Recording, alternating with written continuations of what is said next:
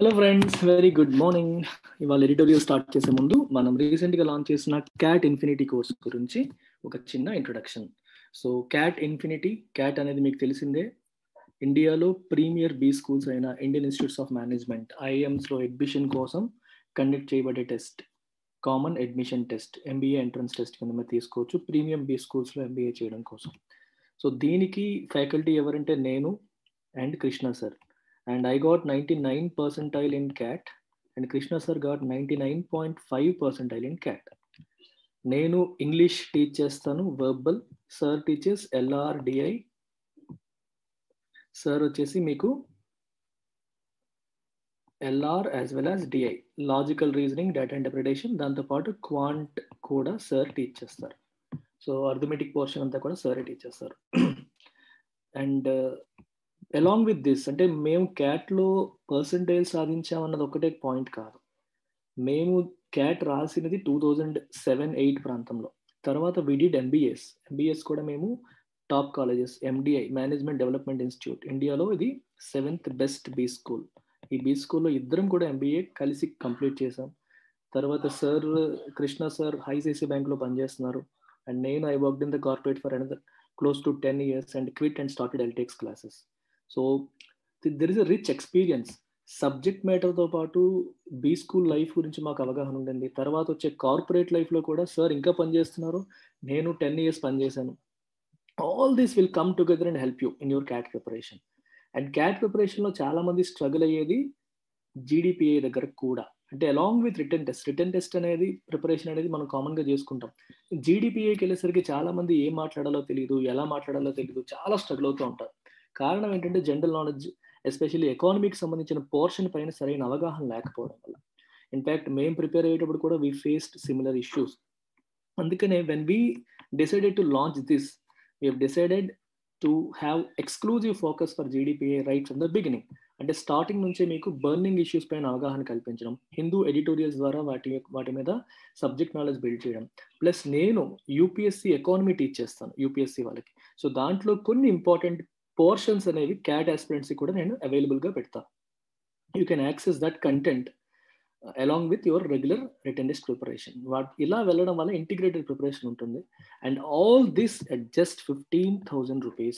ఇది కూడా మీరు 3 installmentsలో పే చేయొచ్చు. సో మంత్కి 5,000 చొప్పున మీరు పే చేయొచ్చు. And life time validity. So చాలామంది జాబ్ చేస్తూ క్యాట్ రాస్తూ ఉంటారు. సో ఒకసారి 2 సార్లు అని కాదు, మీరు ఎన్నిసార్లు అన్నా రాయండి. ఎయిమ్ ఫర్ ఐఎమ్స్లో సాధించడానికి ప్రయత్నం చేయండి. Even if it takes 3 attempts, we will stay with you.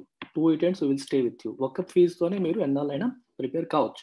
అలాగే స్టూడెంట్స్ డిగ్రీ చదువుతున్నప్పుడు మీరు జాయిన్ అయిపోయినా సరే, throughout your graduation you can continue to prepare with us. అందుకే టైమింగ్స్ కూడా ఎలా సెట్ చేసామో చూస్తే మీరు టైమింగ్స్ అనేవి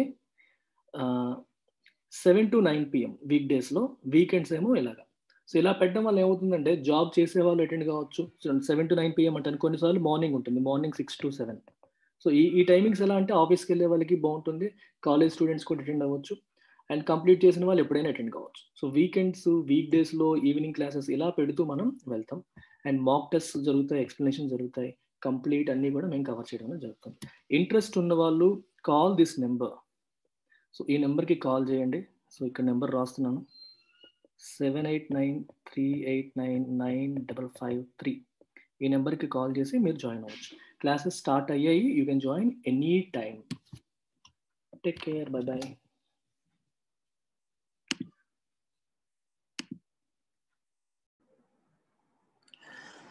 హలో ఫ్రెండ్స్, గుడ్ మార్నింగ్.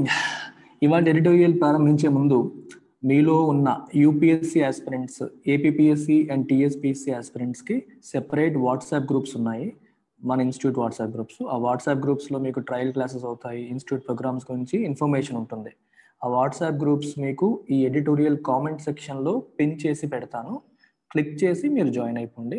అక్కడ మీరు నాతో ఇంటరాక్ట్ అవ్వాలని ఇంటరాక్ట్ అవ్వచ్చు, శాంపుల్ క్లాసెస్ వినొచ్చు, డెమో క్లాసెస్ వినొచ్చు. Don't forget that. Let's begin today's editorial. The title says Faster, Sooner. Tondaraga, Veganga. India has the wherewithal to sharply accelerate daily vaccination rate. Wherewithal ante capacity, financial capacity. Ante daily vaccination rate, రోజుకి ఎంతమందికి vaccines వేస్తున్నారు అనే rate ఏదైతే ఉందో అది ఇంకా speedup చేసే capacity, money ఇండియాకి ఉన్నాయి అని అర్థం. వేర్వేతలు అంటే ఆ ఫినాన్షియల్ కెపాసిటీ, మనకి రిసోర్సెస్ ఉన్నాయి, వనరులు ఉన్నాయి. We have the money required to do that, we have the capacity required to increase the vaccination rate అని అర్థం.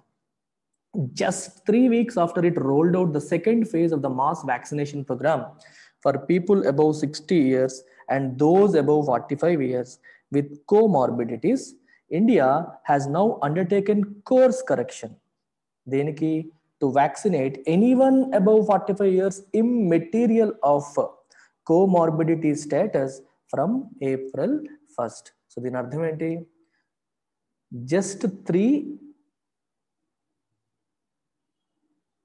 Just 3 weeks after it rolled out the second phase of the mass vaccination program for people above 60 years.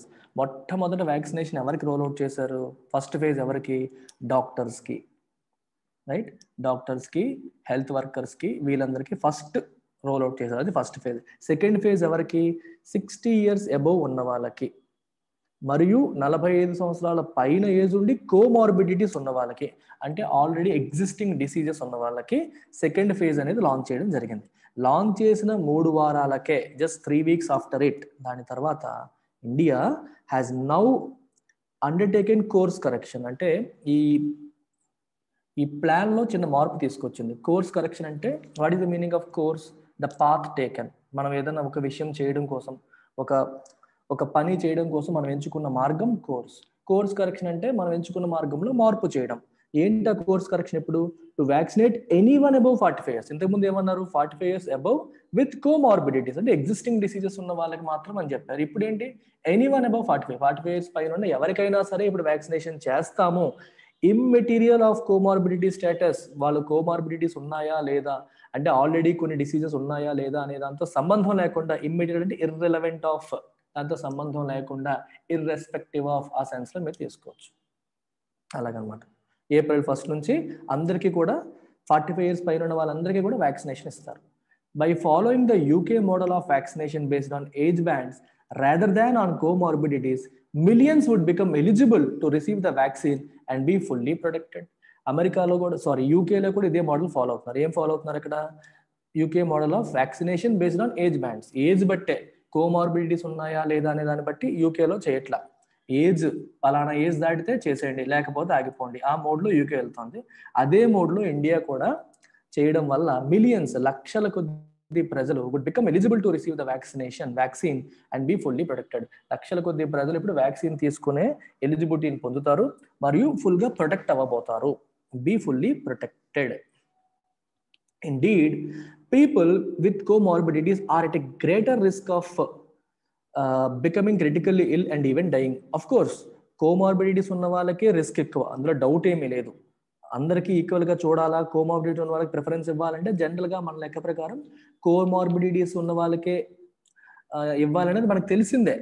Comorbidities ఉన్న వాళ్ళకి risk ఎక్కువ ఉంటుంది, క్రిటికల్గా ఇల్ అయిపోయి చనిపోయే అవకాశాలు ఎక్కువగా ఉంటాయి, దాంట్లో డౌట్ లేదు. ఇక్కడ ఇండీడ్ అనే పదం ఎందుకు వాడారు? స్ట్రెస్ చేయడానికి. If you want to stress on what you want to say, కొంచెం గట్టిగా నొక్కి చెప్పడానికి ఇండీడ్ అనే పదాన్ని మనం ఎంఫసైజ్ చేయడానికి మనం అది వాడతాం. హౌఎవర్, ఇది కాంట్రాస్ట్ అయినప్పటికీ, the list of comorbidities that made a person eligible for a vaccine was not only highly restrictive but also focused on multiple comorbidities and that to of severe nature. మన వాళ్ళు list ఏదైతే ఇచ్చారో comorbidities, అంటే vaccine వేసుకోవడానికి మీకు eligibility ఉండాలి అంటే ఈ జబ్బులన్నీ మీకు ఆల్రెడీ ఉండాలి, ఈ జబ్బులు ఉన్న వాళ్ళకి ముందు ఇస్తామని చెప్పి గవర్నమెంట్ చెప్పడం జరిగింది. ఆ లిస్ట్ ఏంటి అనేది బాగా రెస్ట్రిక్ట్. ఇప్పుడు చూడండి, మామూలుగా 100 మంది ఉన్నారు, ఇందులో పలానా జబ్బు ఉన్న వాళ్ళు అనేసరికి ఏమవుతుంది? ఆ 100 కాస్త 10 అయిపోతుంది, నెంబర్ తగ్గిపోతుంది. దట్టు ఏమన్నారు? మల్టిపుల్ కోమార్బిడిటీస్, ఒకటి కాదు, మోర్ దాన్ 1 అనేసరికి 5 అయిపోతుంది నెంబర్, ఇంకా తగ్గిపోతూ ఉంటుంది కదా. దట్టు సివియర్ నేచర్, బాగా ఎక్కువ సివియరిటీ ఉన్న వాళ్ళు అంటే ఇంకో 2, 3 అయిపోతుంది. సో ఈ క్వాలిటీకి క్వాలిఫై అయిన వాళ్ళే చాలా తక్కువ మంది ఉండే అవకాశం ఉంటుంది. సివియర్, మల్టిపుల్ కోమార్బిడిటీస్ ఫిల్టర్ చేసేసరికి ఎలిజిబిలిటీ ఉన్న వాళ్ళే తక్కువ అయిపోతారు. అదే రాశారు ఇక్కడ.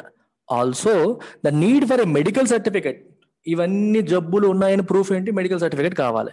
Meant that vaccinating as many people as quickly as possible was అన్అచీవబుల్. తొందరగా ఎక్కువ మందిని మనం వ్యాక్సినేట్ చేయాలి అనుకున్నా అది పాసిబుల్ కాదు. That is అన్అచీవబుల్. Right, that was అన్అచీవబుల్. ఎందుకంటే సర్టిఫికేట్ తేవాలి, ఇన్ని జబ్బులు ఉన్నాయని ప్రూవ్ చేయాలి, అప్పుడే మీకు ఎలిజిబిలిటీ ఉంటుంది వ్యాక్సిన్ తీసుకోవడానికి. ఈ ప్రాసెస్ లో బాగా మన దగ్గర వ్యాక్సిన్లు అందుబాటులో ఉన్నప్పటికీ వ్యాక్సినేట్ చేయలేకపోయిన పరిస్థితి వస్తుంది. Since a vast majority, particularly the poor and those in rural areas, are ignorant of their underlying disease, the decision, though belated, to make comorbidities redundant for a vaccine is commendable. దీని అర్థం ఏంటో చూడండి. Since అంటే ఇక్కడ because అనే meaning వస్తుంది. Okay, because vast majority అంటే చాలా మంది, particularly the poor and those in rural areas. The poor అంటే పేదవాళ్ళు, చూసారా, పూర్ అంటే పేద యాడ్జెక్టివ్, మామూలుగా పూర్ అనేది adjective. The moment you put the, it becomes a noun లాగా యాక్ట్ చేస్తుంది, పేదవాళ్ళు అనే సెన్స్ వస్తుంది. The poor indicates the entire community of poor people and those in rural areas are ignorant of their underlying disease. చాలా మందికి వాళ్ళకి జబ్బులు ఉన్నాయన్న విషయమే తెలియదు. సో గవర్నమెంట్ చెప్పిన లెక్క ప్రకారం వాళ్ళకి కోమార్బిడిటీస్ లేవు, కానీ వాళ్ళకి సర్టిఫికెట్ లేదు, వాళ్ళకి జబ్బులు ఉన్నాయనే విషయం వాళ్ళకి తెలియదు. ఏదో చిన్న చితగా జబ్బు అని చెప్పి చాలా మంది టెస్టులు చేయించుకోరు. సో వాళ్ళకి రిస్క్ ఎక్కువే కదా. అందుకనే ద డెసిషన్, గవర్నమెంట్ తీసుకున్న నిర్ణయం ఏదైతే ఉందో, దో బిలేటెడ్, అఫ్ కోర్స్ డిలే అయిపోయింది, వెంటనే రాలేదు. బిలేటెడ్ అంటే అర్థం ఏంటి? డిలేడ్, రావాల్సిన దానికంటే కొంచెం లేట్ అయితే బిలేటెడ్ అంటాం. బర్త్డే చూడండి, బర్త్డేకి ఎక్కువగా వాడతారు. ఇవాళ బర్త్డే రేపు విష్ చేస్తారు అనుకుంటే ఏమంటారు? బిలేటెడ్ బర్త్డే విషెస్ అంటారు. దో బిలేటెడ్ ఏంటి decision? To make comorbidities redundant. Comorbidities అనే రూల్ ఉండాలి అనేది ఇప్పుడు తీసేశారు. కోమార్బిడిటీస్ లేకపోయినా పర్లేదు, 45 ఏళ్ళు దాటితే చాలు, you are eligible to take vaccine అని చెప్పి ఇప్పుడు చెప్పారు. సో కోమార్బిడిటీస్ అనే రూల్ సూపర్ ఫ్లూవస్, రిడెండెంట్, అది అవసరం లేదు. Something that is no longer necessary. General గా రిడెండెంట్ అంటే అర్థం ఏంటి? What is the meaning of redundant? మళ్ళీ రిపీట్ గా రావడం. Okay, no longer useful, superfluous అని అర్థం. మీ దగ్గర ఒక వస్తువు ఉంది, మళ్ళీ అలాంటిది ఇంకోటి కొంటే ఏమవుతుంది? That is no longer useful, because already మీ దగ్గర ఉంది ఒక వస్తువు, సూపర్ ఫ్లూవస్. ఇక్కడ మీనింగ్ ఏంటంటే నో లాంగర్ యూస్ఫుల్ అనే మీనింగ్ ఇక్కడ ఫిట్ అవుతుంది. సో కోమార్బిడిటీస్ ఉండాలి అనే rule is no longer useful. So comorbidities ఉండక్కర్లేదు, ఏజ్ 45 దాటితే చాలు, you will still get vaccinated. ఈ డెసిషన్ అనేది ఈస్ కమెండబుల్, ప్రశంసించదగ్గది. As vaccines are a tool to promote health equity, all attempts should be made to remove any artificial barriers. Vaccines అనేవి they are a tool, దేనికి? To promote health equity. Health equity అంటే అర్థం ఏంటి? Health విషయంలో అందరినీ సమానంగా చూడడానికి, ఒకళ్ళు ఎక్కువ ఒకళ్ళు తక్కువ, డిస్క్రిమినేషన్ లేకుండా. ఈక్విటీ అంటే అర్థం ఏంటి? Justice, fairness. హెల్త్ పరంగా అందరికి, ఇప్పుడు మనకి పోలియో వ్యాక్సిన్ వేసారనుకోండి, అందరికీ ఒకేలాగా యూనివర్సల్ ఇమ్యూనైజేషన్, ఒకరికి ఇచ్చి ఒకరికి ఇవ్వకుండా చేయరు. సో వ్యాక్సిన్స్ అనేవి కూడా హెల్త్ ఈక్విటీ, హెల్త్ పరంగా దేశానికి అందరూ సమానమే అనే విషయాన్ని ప్రమోట్ చేయడానికి ఒక టూల్ కింద పనిచేస్తాయి. అందుకని all attempts should be made to remove any artificial barriers. కృత్రిమంగా ఇట్లాంటి బ్యారియర్స్, అడ్డంకులు పెట్టి, దేనికి అడ్డంకులు ఏ రకంగా పెడుతున్నాం మనం? కోమార్బిడిటీస్ ఉండే వాళ్ళకే ఇస్తామని, పలానా ఉంటేనే ఇస్తామని, ఇలా బ్యారియర్స్ పెట్టడం అనేది ఉపయోగం లేదు. సో కాబట్టి all attempts should be made to remove barriers. ఈ అడ్డంకుల్ని తొలగించడానికి ప్రభుత్వం అటెంప్ట్స్ చేయాలి. More so when several states are witnessing a surge in cases. More so అనేది కూడా ఎందుకు ఎంఫసైజ్ చేయడానికి వాడతారు. ఇప్పుడు సెవరల్ స్టేట్స్, చాలా రాష్ట్రాలు, they are witnessing a surge in cases. Surge అంటే బాగా పెరగడం, కేసెస్ లో బాగా పెరుగుదలని ఈ స్టేట్స్ అన్ని కూడా విట్నెస్ చేస్తున్నాయి. What is the meaning of witness? To experience, to see. చాలాసార్లు చెప్తున్నాను, I have witnessed an accident in the morning. నేను వచ్చేటప్పుడు దారిలో ఒక యాక్సిడెంట్ ని చూశాను. చూడడం, ఎక్స్పీరియన్స్ చేయడం, దాన్ని విట్నెస్ అంటాం. అన్ని రాష్ట్రాలు కూడా కేసుల్లో పెరుగుదలను చూస్తున్నాయి, ఎక్స్పీరియన్స్ చేస్తున్నాయి. ఇలాంటి సమయంలో ఇంకా ఆర్టిఫిషియల్ బ్యారియర్స్ పెట్టి, ఈ కండిషన్ ఉంటేనే వ్యాక్సిన్ వేస్తాం, ఆ కండిషన్ ఉంటేనే వ్యాక్సిన్ వేస్తామని బ్యారియర్స్ పెట్టి చేయడం వల్ల స్లో అయిపోతుంది, అందరికీ వ్యాక్సిన్ తొందరగా అందదు అనేది దీని యొక్క సారాంశం. While hesitancy towards the two available vaccines was partly responsible for the low uptake initially, there is now increasing willingness to get vaccinated. దీని అర్థం ఏంటి? While hesitancy towards the two available vaccines. First hesitancy అంటే meaning ఏంటి? Vaccine hesitancy అనే పదం ఉంది, దాని meaning ఏంటి చెప్పండి? What is the meaning of vaccine hesitancy? అంటే వ్యాక్సిన్ తీసుకోవాలా వద్దా అని హెజిటేట్ అవ్వడం. ఎందుకు వస్తుంది అది? ఈ వ్యాక్సిన్స్ మనకి సేఫా కాదా, వ్యాక్సిన్స్ తీసుకోవడం వల్ల కొత్త ప్రాబ్లమ్స్ ఏమైనా వస్తాయా, ఇట్లాంటి భయాలు మనల్ని హెజిటెంట్ గా మార్చేస్తాయి. ఎందుకంటే ట్రయల్ డేటా రాలేదు, పూర్తిగా టెస్ట్లు అవ్వలేదు, ఇట్లాంటి భయాలు ఏవైతే ఉన్నాయో దానివల్ల ఇనీషియల్ గా ఏమైంది, ఈ రెండు వ్యాక్సిన్స్ పట్ల హెజిటెన్సీ ఉండడం వల్ల లో అప్టేక్ ఉండింది, అంటే ఎక్కువ మంది తీసుకోలేదు వ్యాక్సిన్స్. అప్టేక్ అంటే తీసుకోవడం, యాక్సెప్ట్ చేయడం, దానికి అది కారణమైంది. ఇప్పుడు there is no increasing willingness to get vaccine. No ప్రజలు ముందుకు వస్తున్నారు, వాళ్ళు తీసుకున్నారని వీళ్ళు తీసుకున్నారని ఎవరికేం కాలేదని ధైర్యం వచ్చింది. So people are showing willingness to get vaccinated. While 0.8 million doses administered on February 25 was the highest before second phase began, the numbers have been rising steadily thereafter. February 25th కు ముందు ఒక రోజుకి 0.8 million doses హైయెస్ట్. ఎప్పుడు ఫిబ్రవరి 25th వచ్చింది అది number. 0.8 అంటే అర్థం ఏంటి? 8 lakhs 8 lakh doses. 8 lakh doses ఒక రోజు ఫిబ్రవరి 25th అడ్మినిస్టర్ చేశారు. అదే అప్పటికి హైయెస్ట్. ఆ తర్వాత నెంబర్స్ పెరుగుతున్నాయి, స్టడీగా రోజు పెరుగుతూ ఉన్నాయి.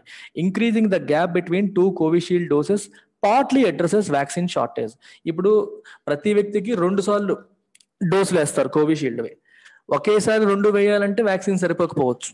2 డోసులు కాబట్టి ఒకటి అడ్వాంటేజ్. రెండోది ఏంటి?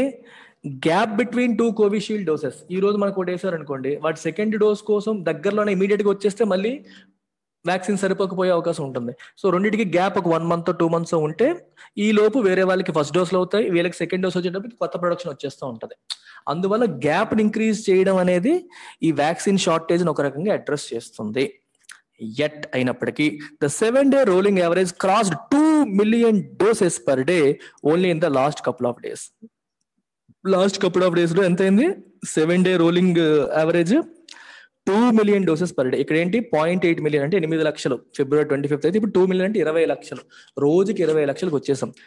అది పర్ డే యావరేజా? కాదు, 7-day రోలింగ్ యావరేజ్. అంటే అర్థం ఏంటి? ఇవాళ మనకి 7th అనుకోండి, 7-day రోలింగ్ యావరేజ్ అంటే అర్థం ఏంటి? 1st నుంచి 7th వరకు ఉన్న యావరేజ్. 1వ తారీఖు 1 million, 2వ తారీఖు 2 million, 3వ తారీఖు 3 million, 4వ తారీఖు 2 million, మళ్ళీ 1 million, 2 million, 1 million ఇలా అయ్యారనుకోండి. వీటి దానికి యావరేజ్ తీస్తే ఎంత వస్తుందో అది రోలింగ్ యావరేజ్ అవుతుంది. 7-day అంటే ఆ రోజు నుంచి లాస్ట్ 7 days కి ఒక్కొక్క రోజు ఎంతెంత మందికి వ్యాక్సినేషన్ వేసారు అనేది కౌంట్ చేసి బై దట్ నెంబర్ వేస్తే వచ్చేది మీకు రోలింగ్ యావరేజ్. అర్థమైందా? That is about rolling average. ఆ రోలింగ్ యావరేజ్ అనేది ఇప్పుడు ఆల్మోస్ట్ 2 million దాటేస్తుంది per day. Only about 50.23 million doses have been administered as on March 24th. ఇప్పటి వరకు 50.2 million doses 23 అంటే 5 కోట్ల పైగా డోసెస్ అడ్మినిస్టర్ చేశారు యాజ్ ఆన్ March 24th వరకు. అప్పటి వరకు అన్ని మిలియన్ డోసెస్ ఇవ్వడం అనేది జరిగింది. Or less than 4 doses per 100 people. అంటే ప్రతి 100 మందికి 4కి లెస్ దాన్ 4 మాత్రమే మీరు కౌంట్ చేసుకుంటే అంతమందికి ఇచ్చినట్టు అయింది ఇప్పటి వరకు. అంతే కదా? మనకి ఎంతమంది 125 crores వరకు ఉన్నారు కదా మన పాపులేషన్. అందులో 5 కోట్లకి ఇచ్చారంటే అప్రాక్సిమేట్ గా 100కి 4 వరకు ఇచ్చినట్టు. The vaccination program has also been witnessing lukewarm participation by the private medical facilities. Lukewarm అంటే అర్థం ఏంటి? అంత ఇంట్రెస్ట్ తో ప్రైవేట్ మెడికల్ ఫెసిలిటీస్ వాళ్ళు పార్టిసిపేట్ చేయట్లేదు. లూక్వామ్ పార్టిసిపేషన్ అంటారు. ఇప్పుడు మీరు ఒక ప్రోగ్రామ్ కండక్ట్ చేశారనుకోండి, దానికి అంత ఎక్కువగా జనాలు రాకపోవడం లేదా అంత ఎక్కువగా చప్పట్లు కొట్టకపోవడం జరిగితే ఏమంటాం? The programme received a lukewarm response. అంటే అనుకున్నంతగా లేకపోవడం. దానికి ఇంకొక పదం టెపిడ్ అంటాం, TEPED, టెపిడ్ రెస్పాన్స్. టెపిడ్ అన్న లూక్వామ్ అన్న మీనింగ్ ఒకటే. అంటే మీకు మామూలుగా తీసుకుంటే స్లైట్లీ వామ్. మీరు గోరువెచ్చని అంటాం కదా తెలుగులో, గోరువెచ్చని. Tepid, I want coffee, a tepid coffee, just కొంచెం వేడిగా ఉన్న కాఫీ, ఆ మీనింగ్ వస్తుంది. ఏదన్నా ఇలాంటి లూక్వామ్ రెస్పాన్స్, టెపిడ్ రెస్పాన్స్ అంటే అనుకున్నంత లేకపోవడం. మంచి వేడి మీద ఉంటే, మంచి వేడి మీద ఉంది అంటాం, అక్కడ ఎక్కువ మంది వచ్చారు, చాలా బాగా వచ్చారు, చాలా బాగా అయింది అంటాం. సో ఆ చాలా అనేది లేకుండా జస్ట్ స్లైట్ గా వస్తే use the word lukewarm and tepid. Private medical facilities పెద్దగా పార్టిసిపేట్ చేయట్లేదు. ద రీజన్స్ ఫర్ దిస్, దీనికి కారణాలు నీడ్ టు బి ఫిక్స్డ్. ఆ రీజన్స్ మనం ఫిక్స్ చేయాలి. ఏంటి కారణాలు కొనుక్కొని ఫిక్స్ చేయాలి. ఈ 2 కామాల మధ్యలో ఉండేది అడిషనల్ ఇన్ఫర్మేషన్ ఏముంది? Besides the slow pace of expansion in some states. దీనికి గల కారణాలు ఒకటేంటి? Slow pace of expansion in some states. దాంతో పాటు స్లో పేస్ ఆఫ్ ఎక్స్పాన్షన్ అంటే అర్థం ఏంటి? మెడికల్ ఫెసిలిటీస్ని ఎక్స్పాండ్ చేయడం, స్లోగా ఎక్స్పాండ్ చేస్తున్నారు కొన్ని రాష్ట్రాల్లో. దానికి మరియు వాళ్ళు ఎక్కువగా ఉన్న ఫెసిలిటీస్ పెద్దగా పార్టిసిపేట్ చేయకపోవడానికి గల కారణాలు నీడ్ టు బి ఫిక్స్. వాటిని ఫిక్స్ చేయాలి, కనుక్కోవాలి, సార్ట్ అవుట్ చేయాలి. Though the COVID-19 vaccination which targets adults is vastly different from the universal immunization program, India has the wherewithal to accelerate daily vaccination rate. దీని అర్థం ఏంటి చెప్పండి? COVID-19 vaccination ఎవరిని target చేస్తుంది? అడల్ట్స్ ని. It is vastly different from the universal immunisation programme. అంటే pulse polio లాంటి programmes different, they are universal, అందరికి చిన్నపిల్లలందరికీ కూడా వేసేస్తారు యూనివర్సల్ ఇమ్యునైజేషన్. ఇది ఓన్లీ పల్స్ పోలియో చిన్నపిల్లలకి వేస్తాము, ఓకే అయిపోయింది. కానీ మామూలుగా కొన్ని వ్యాక్సిన్స్ యూనివర్సల్, ఎవరికైనా వేయొచ్చు, రైట్? ఆ ప్రోగ్రామ్స్ తో కంపేర్ చేసుకుంటే this is the different programme because it targets only adults. అయినప్పటికీ ఇండియా హ్యాస్ ద వేర్వితల్, అంటే చెప్పాను ఇందాక, కెపాసిటీ ఉంది ఇండియాకి, ఫినాన్షియల్ కెపాసిటీ ఉంది, ప్రొడక్షన్ కెపాసిటీ కూడా ఉంది, మన దగ్గరే ఫార్మా కంపెనీస్ ఉన్నాయి. To accelerate the daily vaccination rate accelerate చేయడానికి సరిపడా కెపాసిటీ ఇండియాకి ఉంది. అయితే what is missing is the political will to achieve that. కానీ పొలిటికల్ గా రాజకీయ నాయకులు కొంచెం విల్ తీసుకొని, మనసు ఉంటే మార్గం ఉంటుంది అంటాం. రాజకీయ నాయకులు మనసు పెడితే వాళ్ళు if they show political will ఖచ్చితంగా జరుగుతుంది. కానీ that is missing today. And it is reflected in absent targets and awareness building exercises, including vaccine safety, vaccine sites, and permissibility of walk-ins. Walk-ins ki permission ledu, awareness building exercises jaragatledu, targets achieve cheyatledu. So దీన్ని బట్టి అర్థమవుతుంది politicians అంత ఎక్కువగా interest చూపట్లేదు, political will అనుకున్నంతగా లేదు అనడానికి ఇది ఒక ఎగ్జాంపుల్ కింద మనం చెప్పవచ్చు. Also unlike the immunisation programme, immunisation అంటే వ్యాక్సినేషనే, దానికి ఇంకో పదం ఇమ్యునైజేషన్. దానిలా కాకుండా, అన్లైక్, లైక్ అంటే దానిలాగా, అన్లైక్ అంటే దానిలా కాకుండా, over reliance on the CoWIN platform has made vaccination into largely passive facility based exercise rather than a public health initiative. General గా పబ్లిక్ హెల్త్ ఇనిషియేటివ్ అంటే ఎక్కడంటే అక్కడ దానికి సంబంధించినవి దొరుకుతాయి, ప్లస్ వాకిన్ అవ్వచ్చు డైరెక్ట్ గా, you don't need to register somewhere. కానీ ఇక్కడ COVID-19 ఏమవుతుందంటే కోవిన్ ప్లాట్ఫామ్ లో రిజిస్టర్ అవ్వాలి. ఫస్ట్ రిజిస్టర్ అవ్వడం, ఎక్కడ కావాలంటే ఎక్కడికి వెళ్ళడానికి అవ్వదు, ఫెసిలిటీస్ అన్ని చోట్ల ఉండవు. వీటన్నింటి వల్ల ఒక ప్యాసివ్ ఎక్సర్సైజ్ అయింది, యాక్టివ్ ఎక్సర్సైజ్ లా లేదు. ఇప్పుడు ఎలక్షన్స్ తీసుకుంటే ఎలా అవుతాయి మనకి, అందరూ ఒక పండగలాగా ఓట్లు వేయడానికి వెళ్తారు. అలాగే పబ్లిక్ హెల్త్ ఇనిషియేటివ్స్ లో కూడా ప్రజలు వాళ్ళు వెళ్తున్నారని వీళ్ళు వెళ్తున్నారు, వాళ్ళు ఒక వాకిన్ లాగా వెళ్ళిపోతారు. So people take active participation in such exercises. కానీ ఇక్కడ ఏంటంటే యాప్ లో మీరు రిజిస్టర్ అవ్వాలి, పలానా హాస్పిటల్లోనే అవుతుంది అనేసరికి ప్యాసివ్ అయిపోయింది, యాక్టివ్నెస్ లేదు, ప్యాసివ్ గా డల్ గా వెళ్తుంది. Lack of micro planning and outreach activities are further impacting uptake. Micro planning అంటే హయ్యర్ లెవెల్ ప్లానింగ్ ఉంది, గ్రౌండ్ లెవెల్ ప్లానింగ్ అనేది సరిగ్గా లేకపోవడం, మైక్రో లెవెల్లో సూక్ష్మ లెవెల్లో ప్లానింగ్ లేకపోవడం అనేది. అవుట్రీచ్ యాక్టివిటీస్, అవుట్రీచ్ అంటే అర్థం ఏంటంటే ట్రయింగ్ టు రీచ్ అవుట్, అంటే ఎవరి కోసం మనం వ్యాక్సిన్స్ వేయాలనుకుంటున్నాం, ప్రజలకి. సో ప్రజలకి వ్యాక్సిన్స్ మీద అవేర్నెస్ కల్పించడానికి ట్రై చేయడం, ప్లస్ వాళ్ళ డోర్ స్టెప్ దగ్గరికి వచ్చి వ్యాక్సిన్ వేసేలాగా చేయడం. మన దగ్గరికి మీరు రండి అని చెప్పడం వేరు, వాళ్ళ దగ్గరికే మనం తీసుకెళ్లడం వేరు. Out reach is nothing but an effort to reach out to people. ప్రజల దగ్గరికి వెళ్ళడానికి, రీచ్ అవుట్ అవ్వడానికి చేసే ప్రయత్నాన్ని అవుట్ రీచ్ అంటాం. అవుట్ రీచ్ యాక్టివిటీస్ కూడా సరైన జరగట్లేదు. సో దీనివల్ల ఆర్ ఫర్దర్ ఇంపాక్టింగ్ అప్టేక్, దీనివల్ల కూడా వ్యాక్సిన్ అప్టేక్ అనేది ఇంపాక్ట్ అవుతుంది. Clearly there is a case for reaching out to people to quickly increase vaccine uptake. అందుకే ప్రజలకి రీచ్ అవ్వాలి, వ్యాక్సిన్ అప్టేక్ పెరగాలి అంటే government has to make more efforts to reach out to people. That's it. Take care. Bye.